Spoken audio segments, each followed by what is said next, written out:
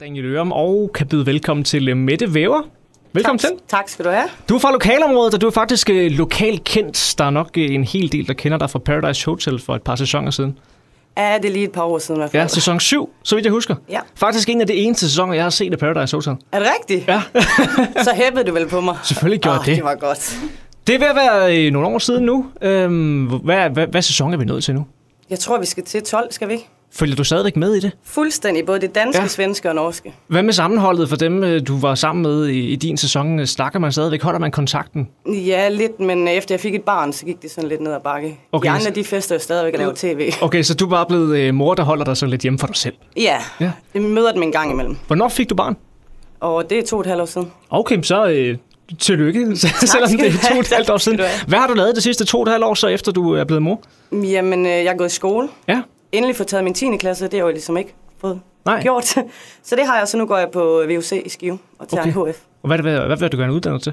Pædagog. Pædagog simpelthen? Yep. Okay, så er du også ved at få lidt træning hjemmefra? Ja, der er masser af træning. Pædagog, skal det være med det hele små så, eller op i noget børnehave? Nej, jeg vil gerne have lidt ældre. Lidt ældre? Ja. Okay. Du har startet en blog på nettet, mettevæve.dk. Hvornår begyndte du med det? Det gjorde jeg vel i marts. Ja, så det er forholdsvis nyt stadigvæk? Ja, det er det. Det er ikke andet 4-5 måneder siden. Hvordan kom du på ideen til det? Jamen, jeg tænkte, der er helt vildt mange, der blogger, så tænkte jeg gerne vil ud med min mening og min holdning. Og nu er jeg sådan, i Skive kender folk mig, og kan godt lide at snakke lidt rundt i hjørnerne, og så tænkte jeg, hvorfor ikke lave min egen blog, hvor jeg egentlig fortæller, hvad sandheden er. Ja, lige præcis. Så det er simpelthen temaet på din blog. Er der noget? Hvad skriver du om? Det er uden filter i hvert fald. Uden filter simpelthen. Ja. Hvad skriver du om sådan af hverdagsting? Jamen, det kan være alt fra at være alenemor, til min tid i Paradise, til hvad for noget tøj jeg bruger, til alle mulige konkurrencer og... Ja. Altså sådan set bare min hverdag. Det er ikke svært at finde på emner, som tiltrækker folk. Man kan sige, du siger, der er mange, der blogger, så det kan godt være, at der er mange, der måske skriver om det samme. Hvad kræver det for, at man ligesom får opbygget en fanbase på den her blog? Det kræver vel, at man er lidt speciel at lave nogle dumme ting engang imellem. Og det gør du? Og det tror jeg, det tror jeg topper der. Hvad kan det være? Jamen, det kan være at leve nøgen over gaden til min nabo, fordi jeg ikke havde mere varmt vand. Altså, det kan være alt. Og det har du blogget om også? Ja, det er også noget til. Fantastisk. Igen, jamen, det er jo selvfølgelig ret nok, hvis det er sådan noget, der uden filter, altså. Det er næsten alt, der kommer på. Okay. Du har en mappe med os. Ja. Hvad står der her i? Jamen, der står jo, at det, jeg egentlig vil fortælle om på bloggen, det er at vise sandheden om mig selv 100%, hvem jeg er, og så være meget lokal. Der er jo mange folk, der kender mig. Og så ser jeg bloggen som mulighed for at sætte fokus på vigtige ting, som kræft. Det har jeg haft meget tæt på livet, så det vil jeg også blogge en del om. Og så vil jeg gerne deltage frivilligt i det der stafet for livet i Skive, og se, om man kan samle et hold. Ja, så du har ligesom planlagt, hvad der skal ske inden for den nærmeste fremtid? Ja, og så til december, der vil vi lave nogle gode konkurrencer. Ja, du har også taget dit crew med i studiet. Ja. Hvem er med i dag? Jamen, det er jo min chef, Helena. Ja. Chef, men det er hende, der faktisk står for bloggen og har lavet alt. Ja. Baggrund på bloggen. Og så hendes praktikant. Okay. Så det er også en oplevelse for alle, at komme op og se, hvordan sådan noget her det foregår? Ja, lige præcis. Jeg har faktisk prøvet det på Færøerne også. Okay. Ja, du må også være med til det på et eller andet måde. Ja, på en eller anden måde, ja. Når du nu blogger, gør du det så for selv at fortælle om din historie, eller gør du det for at komme i kontakt med folk, ligesom for at dele erfaring også måske? Ja, det gør jeg egentlig. For eksempel, hvis nu jeg ikke kunne få min søn til at sove, så skrev jeg der en hallo. Hvordan gør I? Jeg har prøvet det og det. Please hjælp mig. Så jeg er sådan ligesom om, at jeg ikke er den eneste, der nogle gange er en dårlig mor. Jeg ligesom hører andre, står de egentlig i samme problemer. Hvad for nogle råd har de? Og det synes jeg, det er super fedt at høre.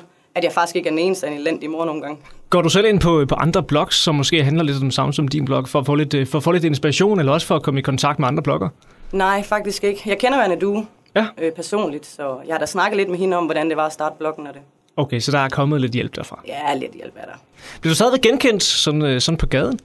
Fra Paradise-tiden, eller er det ved at... Jamen, det er vel ikke så sjovt i Skive længere, for de ser mig jo sådan rimelig tit, men er jeg for eksempel Djurs Sommerland eller sådan noget, så kommer folk derhen.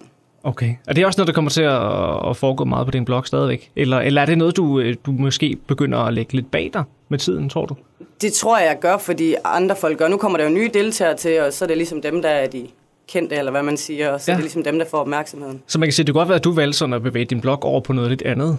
Ja, altså det er jo mere alenemor. Nu står jeg her, og jeg har fået en søn, og efter Paradise, så tænkte folk, det kan hun bare ikke klare. Og så vil jeg faktisk gerne bevise, selvom jeg har været med i Paradise, og alle sammen tror, at Paradise de er dumme mennesker, så kan man faktisk godt fungere alligevel.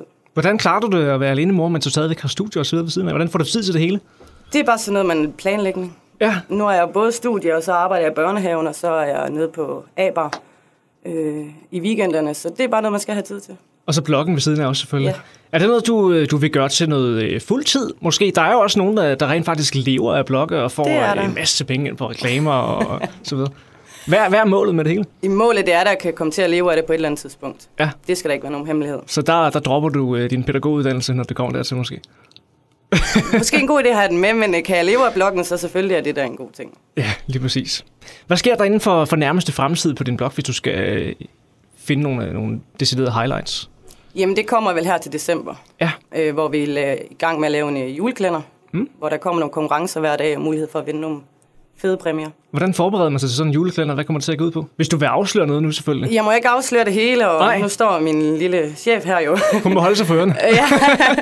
Så det må jeg faktisk ikke fortælle så meget om, og det er faktisk nogle gode samarbejdspartnere, vi er ved at få fat i. Okay, med gode præmier også.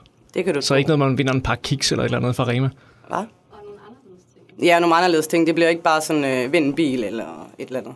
Nå, du kan da godt vinde en bil. Så er det rimelig godt at vinde en bil. Ja, det vil jeg sige. Det er okay at vinde en bil hver dag i december måned. Kendte mærker. Ja. Det bliver kendte mærker? Nej, det bliver sådan lidt opkomning mærker. Ja, hvilke ting? Er det noget, du vil afsløre noget om? Jamen altså, jeg kunne jo godt tænke mig lidt smykker og noget anderledes tøj og sådan nogle ting. Det glæder vi os til at følge med. Det er mettevæver.dk. Hvad kan man finde på din blog, hvis man går derind nu? Så kan du finde, at jeg faktisk står i Radio Skive nu. Fantastisk, det er også god reklame. Hvor tit skriver du så oplæg eller indlæg? Eller hvad det hedder? Jamen, det hedder indlæg. Det gør jeg vel 4 gange i ugen. Okay, så man skal selvfølgelig også gøre det forholdsvis tit til at starte med, ikke? For at holde folks interesse, kan man sige. Jeg troede jo bare, da Helene og mig blev enige om, jeg laver lige en blog, at det er bare ingenting. Men hold nu op. Det kræver. Noget af et arbejde. Hvor mange læsere er du oppe på nu? Er det noget, du har noget statistik over? Jeg har det vel haft 160.000 i alt på 4-5 måneder. Er det sådan noget ugestatistik eller månedsstatistik? Hvordan strækker det? Ja. Og det er da også godt klart. Hvad er målet med det? Sådan i forhold til, hvis man sammenligner med andre store blogger. Hvad plejer sådan noget at ligge på? Jeg tror nok, Masha Wang har omkring 1 million i ugen. 1 million i ugen har Masha Wang? Ja, okay. Så det er godt, at der er langt vej. Vil det være givet et halvt år, så er jeg sikker på, at du når det. Jamen prøv at høre, alt har en start jo. Lige præcis. Og det kommer an på, hvad for nogle indlæg jeg lægger ind, og hvor spændende jeg egentlig er. Lige præcis. Og hvis det er noget med, at du løber nøgen over gaden 2 gange om ugen, så skal du skrive om det, så kommer folk og læser om det. Og så kommer man til at høre og tænker, ved du hvad med det, den der historie bliver vi simpelthen bare nødt til at have. Fuldstændig. Ja, og så ligger den der, og så er der flere følgere, og så kører det bare. Jamen det skal nok gå fremad. Men jeg vil sige tusind tak, fordi du har tid til at kigge forbi studiet i dag. Jeg vil sige selv tak, fordi jeg og held og lykke med din blog, og held og lykke med julekalenderen, og vi glæder os til, at vi kan vinde en bil.